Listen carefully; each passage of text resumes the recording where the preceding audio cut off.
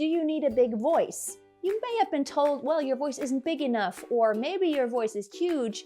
Here's the question, do you actually need a big voice, and what is it good for? Let's talk about it today. Hi, if we haven't met, my name is Freya. I'm a professional singer and vocal coach from Germany, and I've performed in opera, jazz, musical theater, and all kinds of genres all over the world. I want to share my knowledge with you. Today I want to talk about big voice versus maybe small voice.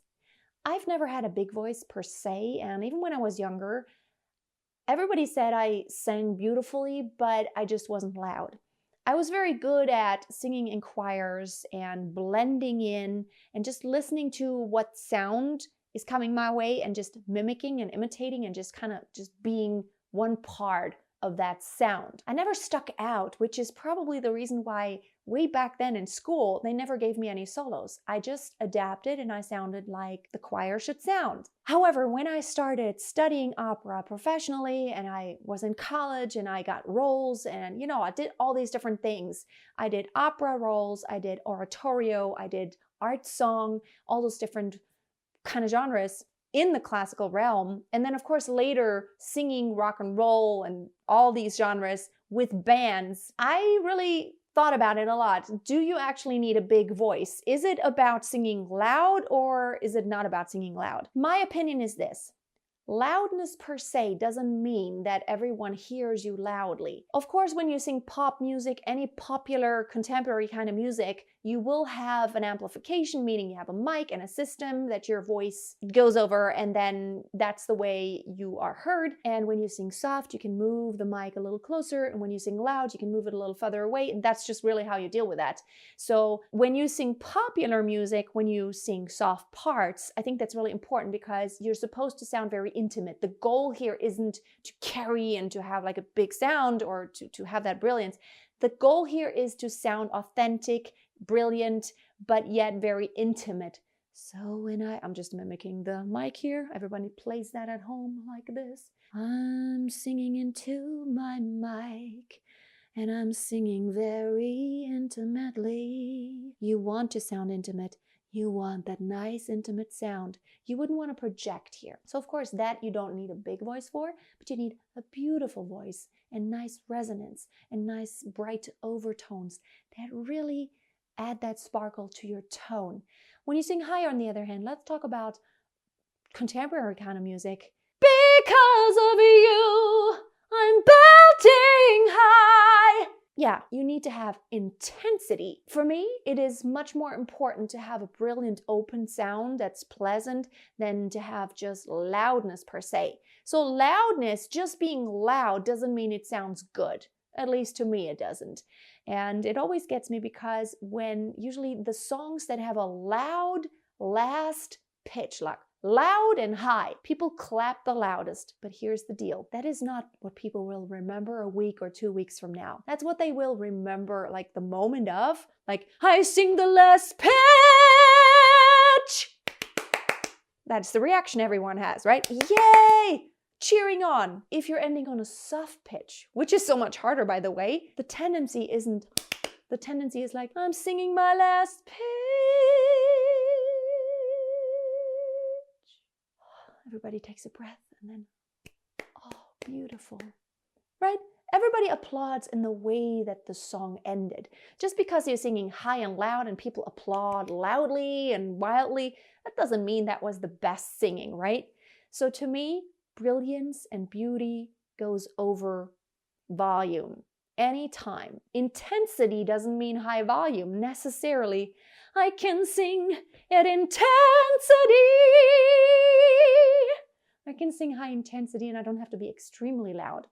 Let's talk about classical voices a little bit. Unamplified usually. You project and you have to sing over an orchestra. Here's my experience. I had a rehearsal once with a tenor.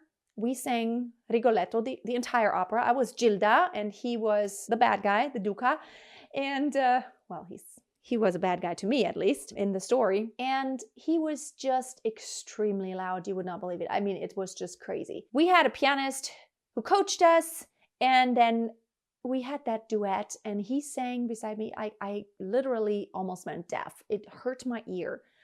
that left side where he stood, I was like, ouch, that is so loud. I cannot believe it. Here's what happened when we had the performance. The orchestra was there and they had cameras at the back of the auditorium, like the big theater, the back of the theater.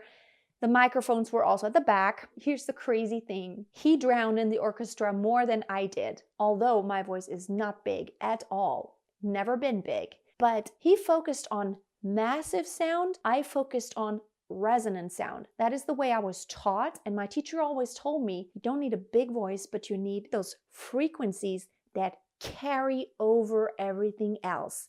And the guy was a tenor, so he also had a high voice. And for me, what I focus on with my students is always bright overtones, brilliance, not massiveness, because the tone carries automatically when you have awesome resonance and you try to tweak and perfect it as much as possible. So instead of just loudly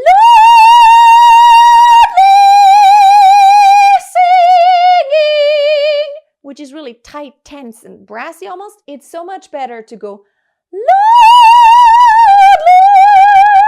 singing.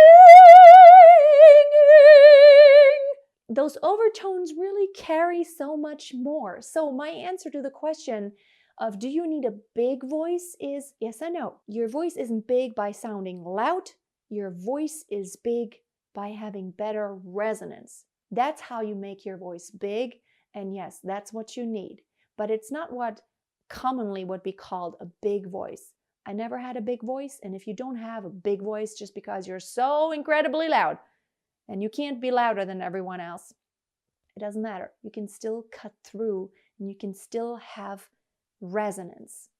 Thank you so much for watching today. I hope this helped you to really assess where you're at and to work on resonance and beauty rather than just sheer volume, which is going to kill your voice if you do too much. Check out my playlist below. I have playlists about belting. I have also a 28-day challenge on how to expand your range. I will put the playlist below. Check them out. Really valuable stuff. And also on my website, I have tons of free resources, 7 days to perfect support. I have a 5-day belting challenge and a few other goodies. Check them out up here.